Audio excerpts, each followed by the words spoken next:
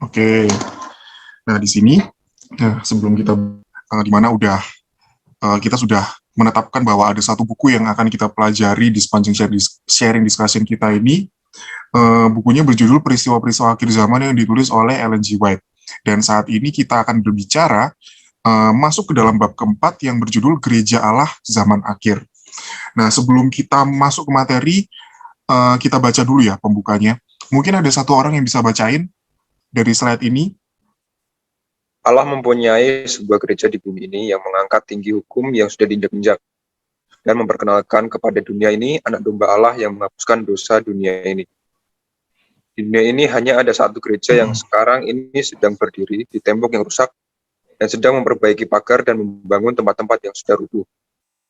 Hendaknya semua orang berhati-hati jangan berteriak menentang satu-satunya umat yang sedang memenuhi gambaran yang diberikan tentang umat yang sisa itu, yang menurut semua hukum Allah dan memiliki iman akan Yesus.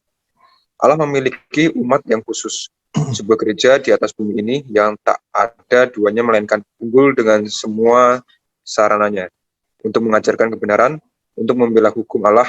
Saudaraku, kalau engkau mengajar bahwa gereja masih Advent hari ke-7 adalah Babel, engkau salah.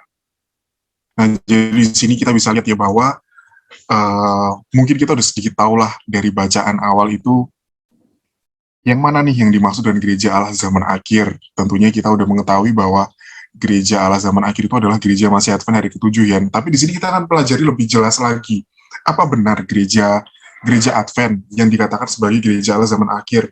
Terus dari mana kita bisa tahu ciri-ciri gereja Allah zaman akhir ini, seperti apa sih ciri-ciri mereka, dan apakah mungkin mereka mempunyai suatu tugas, bagaimana keadaan mereka pada saat ini. Nah, di sini kita akan belajar bersama-sama ya. Nah, kita lihat di sini ciri-ciri gereja Allah di zaman akhir. Mungkin teman-teman bisa buka di dalam Wahyu 14 ayat yang ke-12. Ini saya bukakan ya, saya bacakan. Wahyu 14 ayat yang ke-12. Yang penting di sini ialah ketekunan orang-orang kudus dan yang menuruti perintah Allah dan iman kepada Yesus. Nah, jadi di sini jelas ya bahwa ada dua ciri. Yang pertama adalah penurutan kepada hukum Allah, dan yang kedua adalah iman kepada Yesus, memiliki kesaksian Yesus. Nah, siapakah umat atau gereja tersebut? Nah, tentunya kita sudah belajar tadi ya, kita sudah membaca di awal bahwa satu-satunya gereja yang sesuai dengan apa yang dikatakan Alkitab di dalam Wahyu 14 ayat 12 yang memiliki penurutan hukum Allah dan juga iman kepada Yesus, itu adalah gereja Masai Advent hari ke-7. Nah, kemudian di sini kita lihat mengapa GMAHK menjadi yang terpilih. Yang pertama, menjaga kemurnian gereja dari ajaran bukan Injil, di mana gereja kita ini itu memiliki doktrin-doktrin Alkitabiah yang menonjol. Nah, doktrin seperti apa yang dikatakan menonjol itu? Kita bisa lihat di poin yang kedua, bahwa gereja kita ini terkenal akan spirit of prophecy ya, roh nubuatan, di mana di dalam roh nubuatan itu berbicara mengenai pekabaran malaikat yang pertama, pekabaran malaikat kedua, dan juga pekabaran malaikat yang ketiga. Kalau teman-teman mau tahu mengenai pekabaran malaikat pertama, kedua, dan ketiga, itu bisa dibaca dalam Wahyu 14 ayat 6-9. Dan saat ini gereja kita ini sudah memasuki fase pada pekabaran malaikat yang ketiga. Tidak ada pekerjaan lain yang begitu penting. Mereka tidak membiarkan hal lain apapun untuk mengalihkan perhatian mereka. Jadi memang kita berfokus pekerjaan kita ini untuk mengabarkan pekabaran Injil ini yang memang sesuai dengan apa yang diajarkan oleh Alkitab, tanpa ditambahi dan juga tanpa dikurangi. Nah, kita lihat di sini, bentar, ini nggak kelihatan ketutupan. Menjalankan misi umat Advent. Nah, kita lihat di sini bahwa mungkin gereja Advent ini berbeda ya dengan gereja-gereja lainnya, dengan denominasi Kristen lainnya. Kalau mungkin dari denominasi Kristen lainnya itu mereka gerejanya itu bersifat lokal, tetapi di sini gereja Advent itu diorganisir. Ada suatu organisasi yang memang menjadi wadah, yang menjadi naungan dari gereja Advent ini. Jadi itu dilaksanakan secara terpusat. Secara terpusat itu ada di General Conference, kemudian itu nanti turun ke divisi, kemudian turun ke uni, sampai nanti di Indonesia ini kita mengenal dengan istilah ada conference, ada daerah gitu kan. Jadi memiliki satu tingkatan-tingkatan, jadi seperti semacam struktur organisasi.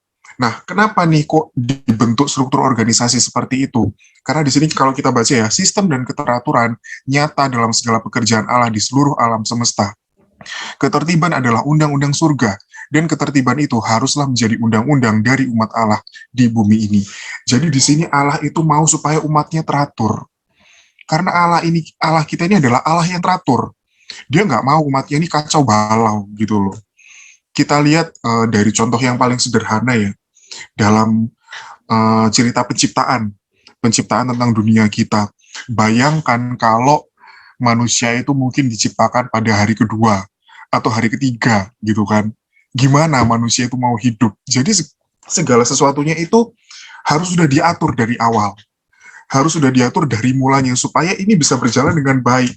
Supaya semuanya ini bisa berjalan dengan tertib. Begitu pula dengan organisasi gereja kita. Supaya nggak carut-marut. Karena kan istilahnya setiap orang itu kan punya pemikiran, punya pandangan yang berbeda-beda. Akan berbahaya kalau tidak ada yang mengatur pemikiran pandangan-pandangan ini. Itu nanti akan terjadi istilahnya apa ya?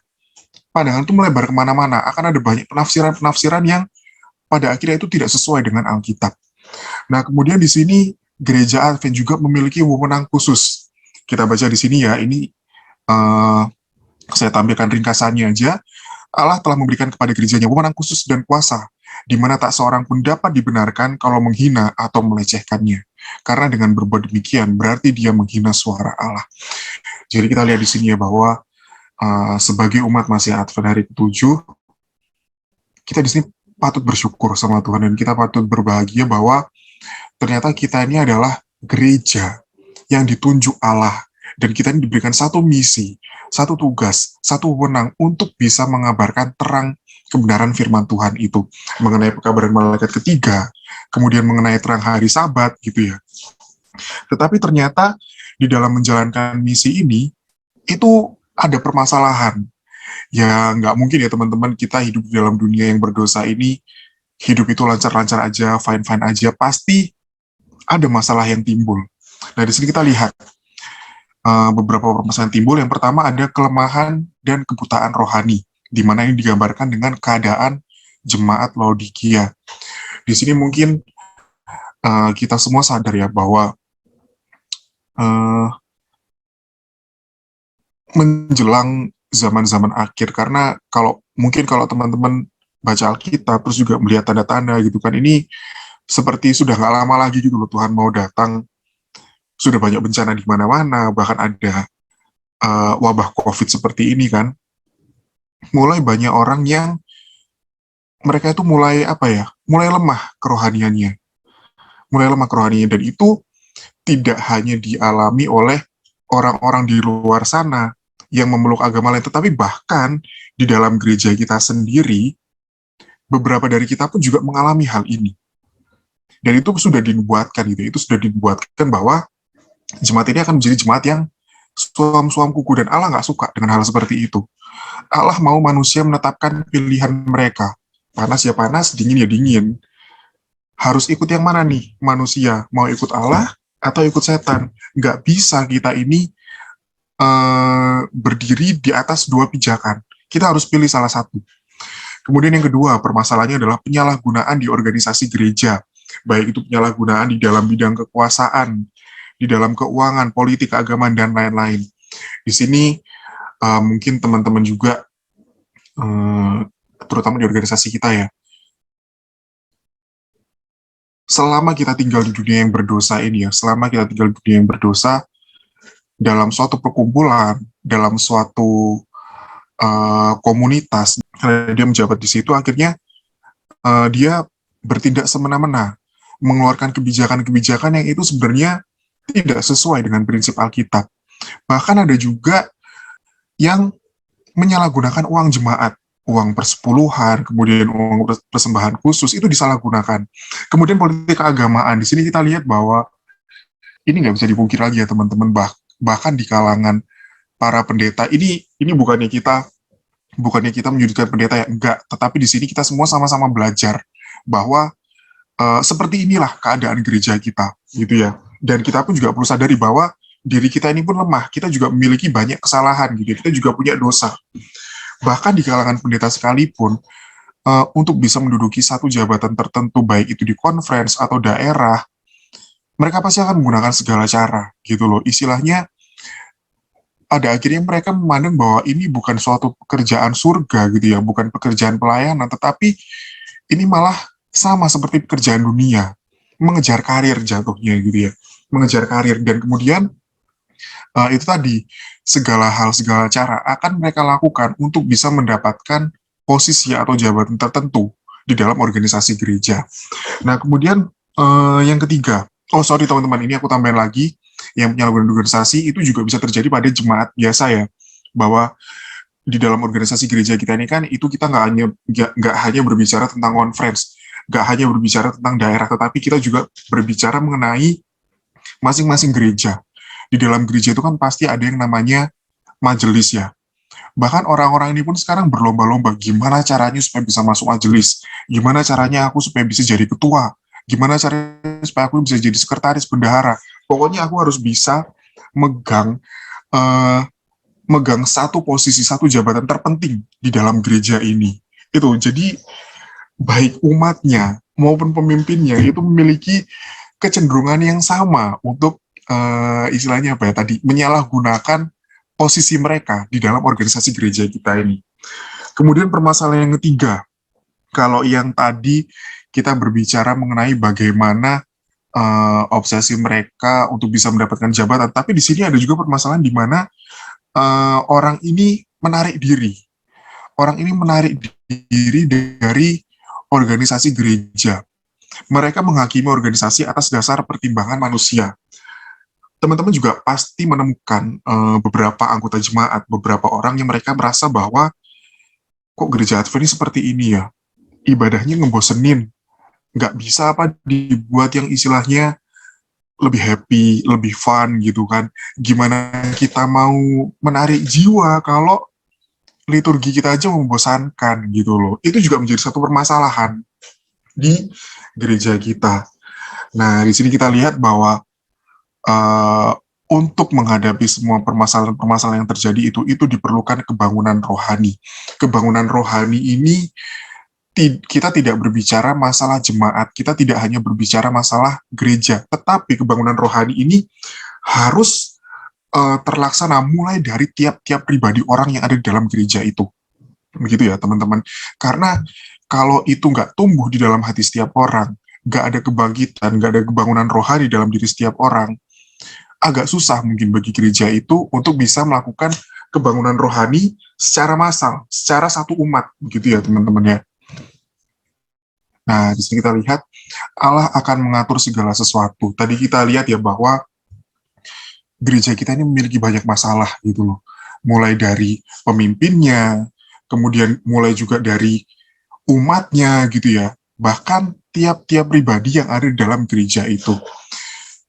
Kita memandang bahwa kok gini ya gereja Advent. Kita tadi di awal sudah istilahnya sudah diberikan diberikan satu semangat, satu pencerahan bahwa wah ternyata gereja kita ini gereja yang dipilih Allah nih secara khusus untuk bisa membawakan pekabaran Injil itu. Tetapi ternyata setelah kita masuk belajar lebih lanjut, kita melihat bahwa ada banyak masalah nih terjadi di gereja Advent.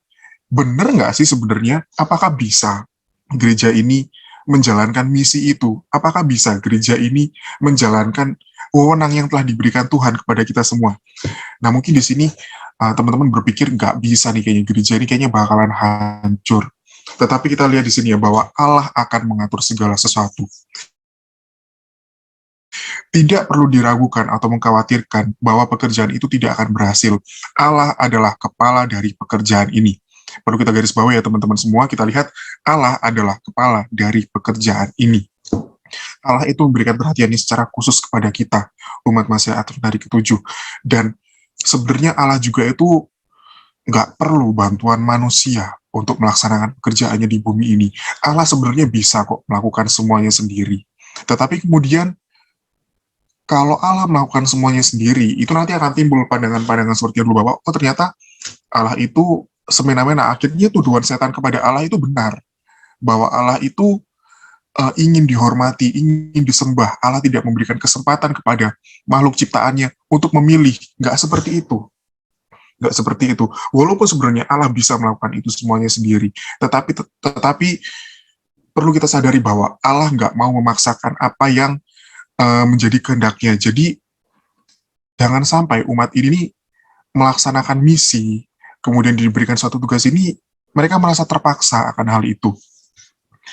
Allah akan memperhatikan dan membetulkan semua yang salah. Marilah kita percaya bahwa Allah akan mengantarkan kapal yang memuat umat Allah itu dengan selamat ke pelabuhan. Nah, di sini kita lihat, bukankah Allah mempunyai sebuah gereja yang hidup? Ia memiliki sebuah gereja, tetapi itu adalah gereja yang giat, bukan gereja yang berjaya.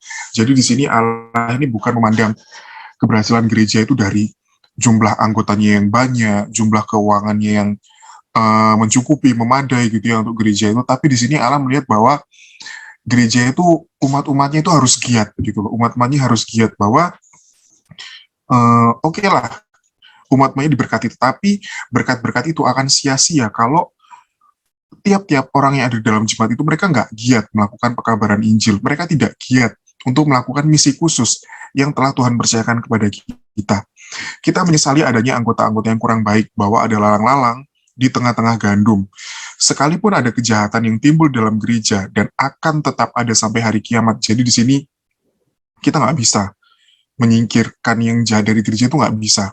Karena kan di Alkitab disebutkan juga, saya lupa ayatnya, bahwa ada lalang di antara gandum gitu loh. Kalau lalang itu dicabut, gandumnya itu nanti akan ikut kecabut gitu loh. Jadi kita nggak bisa sembarangan. Namun gereja di zaman akhir ini harus menjadi terang dunia yang dicemari dan bejat oleh dosa. Gereja yang lemah dan cacat perlu ditegur, diamarkan, dan dinasihati. Adalah satu-satunya tujuan di bumi ini terhadap mana Kristus mengaruniakan penghargaannya yang tertinggi. Jadi di sini kita lihat ya bahwa kalau ada gereja yang mungkin umatnya bahasanya itu aras-arasan gitu ya, malas-malasan dalam melakukan tugasnya, melakukan misinya, mungkin Allah bisa langsung bertindak gitu loh. Bisa langsung ditegur. Nah, jangan sampai ya itu terjadi kepada kita. Karena saya gini, kalau sudah Allah yang memperingatkan, kalau sudah Allah yang menegur, itu pasti akan menyakitkan. Kita nanti akan belajar ya mengenai bagaimana pengalaman bangsa Israel di zaman dahulu. Itu harus sampai Allah yang mengingatkan. Dan kita tahu kan bagaimana ceritanya bangsa Israel ini diserahkan ke bangsa lain. Nah, di sini kita lihat mengapa perlu ada kebangunan rohani gitu ya. Yang pertama, kita akan membahas kesabaran Allah atas umatnya. Nah, kita lihat di sini. Ini saya bacakan ya, karena menurut saya ini penting semua. Gereja sudah gagal secara menyedihkan untuk memenuhi keinginan penebusnya.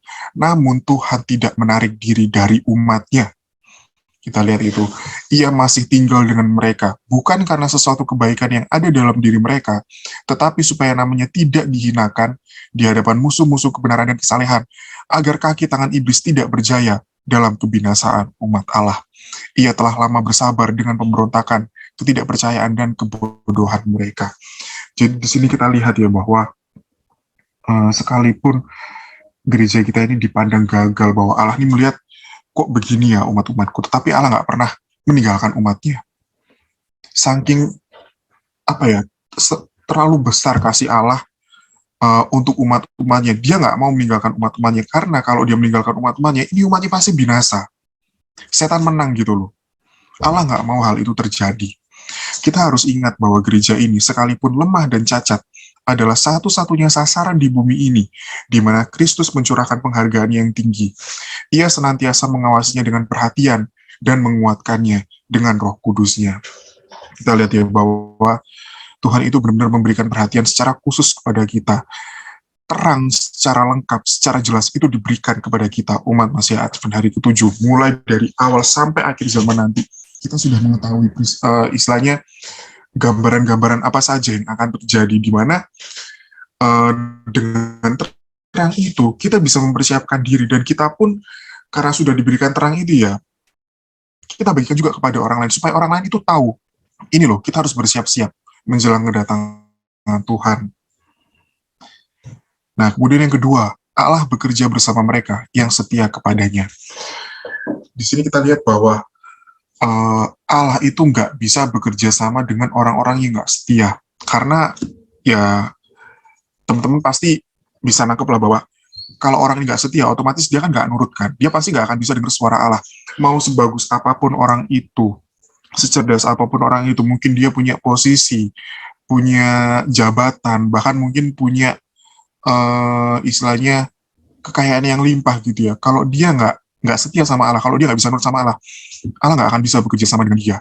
Dan jika hal itu sudah terjadi, Allah akan memilih orang lain yang memang orang ini mau untuk menurut, mau untuk digunakan.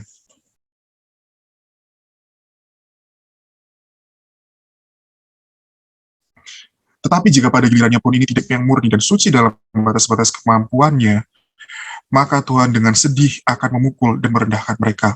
Dan kecuali mereka menyesal, ia akan menghapuskan mereka dari tempat mereka dan menjadikan mereka satu celaan. Nah ini ya teman-teman, jadi cukup berbahaya sebenarnya. Ini amaran ini cukup keras bagaimana ketika Allah itu istilahnya sudah menyerah dengan kita gitu, sudah menyerah dengan kita, tapi itu nggak akan sampai terjadi. Allah di sini benar-benar mau bekerja sama dengan kita, tinggal kitanya ini mau apa enggak gitu loh, kita menyambut panggilan itu atau enggak. Nah kemudian yang ketiga, dihakimi oleh terang yang dikaruniakan. Nah kita lihat ya bahwa gereja Masih Atem hari ke-7 ini diberikan terang yang sangat jelas, dan melalui Ellen White yang kita percaya sebagai dia adalah nabiah terakhir di bumi ini, Tuhan sudah memberikan amaran yang begitu banyak dan jelas kepada kita semua. Dan sudah seharusnya kita sebagai umat Advent ini, kita tahu gitu loh akan terang-terang yang Tuhan telah berikan kepada kita. Secara pribadi, jujur saya juga istilahnya masih belajar gitu ya. Kita semua di sini masih belajar, dan harapannya adalah jangan pernah putus di tengah jalan gitu loh. Jangan pernah putus di tengah jalan. Karena di sini lihat, secara judul besar ya, dihakimi oleh terang yang dikaruniakan. Ingat ya teman-teman bahwa karena kita sudah diberikan terang, kita memiliki misi khusus gitu ya. Kita memiliki misi khusus, kita memiliki tugas khusus untuk menyebarkan terang itu. Mungkin teman-teman bisa baca di dalam Hosea 4 ayat 6 untuk hal ini. Saya bacakan aja ya, Hosea 4 ayat 6. Umatku binasa karena tidak mengenal aku. Karena engkaulah yang menolak pengenalan itu, maka aku menolak engkau menjadi imamku. Dan karena engkau melupakan pengajaran Allahmu, maka aku juga akan melupakan anak-anakmu.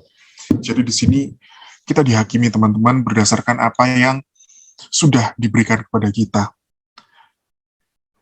Di sini satu kutipan di bawah, segala sesuatu yang ada pada kita, kita gunakan untuk kepentingan gereja, baik karunia, talenta, dan terutama terang yang sudah diberikan kepada gereja kita ini ya, di mana kita sebagai umat di dalam gereja ini, kita harus tahu, dan kita harus laksanakan misi khusus itu. Nah, kemudian sejarah Israel menjadi amaran bagi kita, itu bisa kita baca di dalam Ibrani 3 ayat 12 dan 14. Saya bacakan ya ayatnya, Ibrani 3 ayat 12 dan 14. Waspadalah hai saudara-saudara, supaya di antara kamu jangan terdapat seorang yang hatinya jahat dan yang tidak percaya oleh karena ia murtad dari Allah yang hidup. Ayat 14, karena kita telah beroleh bagian di dalam Kristus, asal saja kita teguh berpegang sampai kepada akhirnya pada keyakinan iman kita yang semula. Cukup penting ya sebenarnya teman-teman, untuk kita ini mengetahui bagaimana dulu perjalanan bangsa Israel.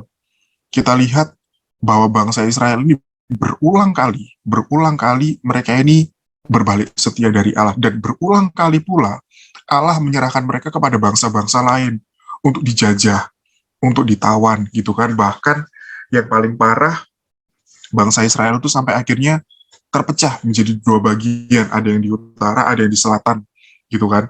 Kemudian dari peristiwa ini, ketika bangsa Israel keluar dari tanah Mesir menuju ke tanah Kanaan, bahkan orang-orang Israel yang keluar dari tanah Mesir itu, mereka nggak bisa masuk tanah Kanaan. Mereka nggak bisa masuk tanah Kanaan. Yang bisa masuk tanah Kanaan itu adalah orang-orang yang lahir selama perjalanan.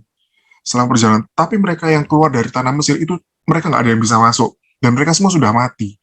Itu kita lihat bahwa ini menjadi satu peringatan buat kita semua. Jangan sampai apa yang sudah terjadi kepada bangsa Israel itu terjadi juga kepada kita. Kemudian keagresifan gereja tidak sempurna. Nah, di sini yang dimaksud dengan gereja yang agresif itu adalah gereja yang memang dia itu benar-benar giat melaksanakan misi khusus tadi untuk menyebarkan pekabaran Injil itu. Kita di sini lihat bahwa gereja terdiri dari pria dan wanita yang bersalah dan tidak sempurna. Yang tidak lain adalah murid-murid dalam sekolah Kristus untuk dilatih, diajar, dididik untuk kehidupan masa kini maupun kehidupan abadi yang akan datang. Jadi di sini kadang-kadang orang itu berpikir bahwa ketika mereka bertobat, ketika mereka masuk ke dalam gereja, mereka membayangkan bahwa gereja itu adalah isinya orang-orang yang benar, orang-orang yang suci. Tapi tadi kita lihat ya bahwa gereja kita ini pun juga memiliki permasalahan di dalam umat, di dalam jemaat, bahwa nggak semua orang-orang itu adalah orang-orang yang memang istilahnya menurut, orang-orang yang suci, orang-orang yang benar. Perlu kita pahami ya teman-teman, bahwa selama kita hidup dalam dunia yang berdosa ini, masalah itu pasti akan ada. Setiap manusia juga memiliki cara pandangnya sendiri, memiliki cara pikirnya sendiri.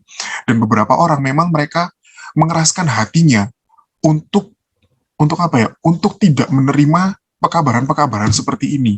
Dan itu terjadi di dalam gereja kita. Mereka lebih mengedepankan apa yang menjadi pandangan mereka, bahwa mereka memandang bahwa pandanganku ini baik gitu loh. Kayaknya gereja ini terlalu kolot, Alkitab ini sudah terlalu lama, terlalu usang untuk diikuti ajaran-ajarannya.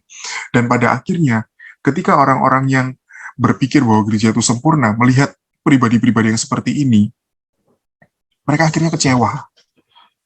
Mereka akhirnya kecewa gitu kan, kok ternyata gereja isinya seperti ini gitu kan, nggak seperti yang saya harapkan. Nah, tapi di sini dikatakan, tetapi kita tidak perlu begitu kecewa, sebab Tuhan tidak menjamin kita sampai kepada kesimpulan bahwa gereja itu sempurna. Dan segala kegiatan kita tidak akan berhasil untuk menjadikan gereja ini agresif, semurni gereja yang berjaya. Saya lanjutkan kembali. Nah, ini yang terakhir adalah kejayaan gereja ialah kesetiaan dan keserupaan dengan Kristus. Pekerjaan ini akan segera berakhir. Para anggota gereja yang agresif yang sudah terbukti setia akan menjadi kejayaan gereja. Nah, ini tadi kejayaan gereja itu adalah ketika umat itu bisa dikatakan bahwa mereka setia dan memiliki kesamaan dengan Kristus.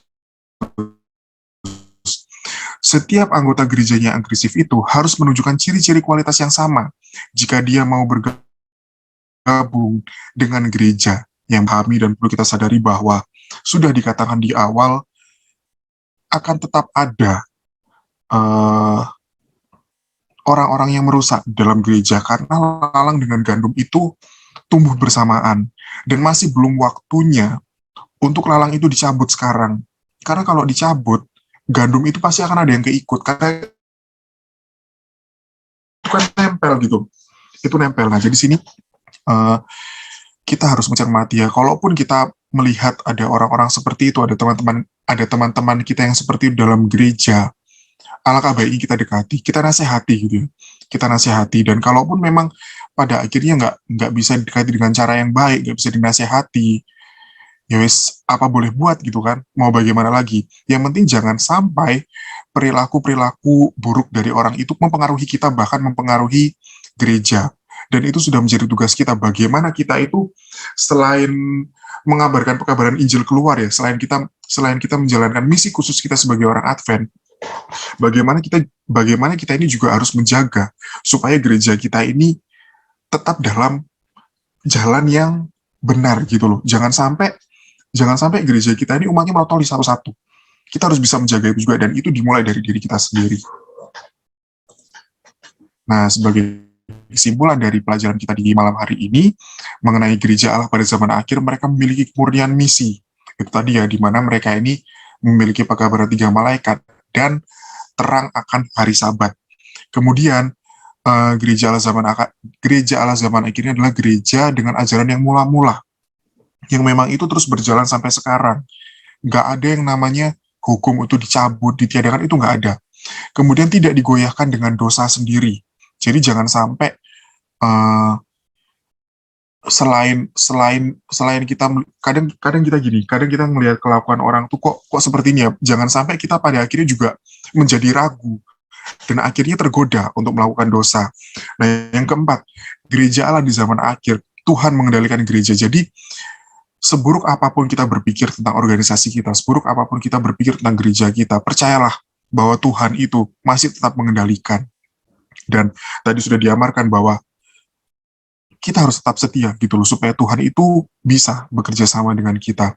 Dan kemudian yang terakhir, kehidupan Kristus menjadi pusat gereja akhir zaman, di mana itu tadi ya, di dalam Wahyu 14 ayat 12 dikatakan bahwa gereja Allah di zaman akhir adalah gereja yang memiliki penurutan hukum dan juga memiliki kesaksian akan Yesus, di mana kesaksian akan Yesus ini ya artinya mereka benar-benar menghidupkan bagaimana kehidupan Kristus itu sendiri. Sebagai ayat penutup, kita bisa baca di dalam 1 Petrus 4 ayat 17, karena sekarang telah tiba saatnya penghakiman dimulai, dan pada rumah Allah sendiri yang harus pertama-tama dihakimi. Dan jika penghakiman itu dimulai pada kita, bagaimanakah kesudahannya dengan mereka yang tidak percaya pada Injil Allah?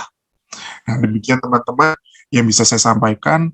Monggo kalau ada yang mau menambahkan atau mungkin ada yang bertanya, kita diskusi sama-sama. Terima kasih.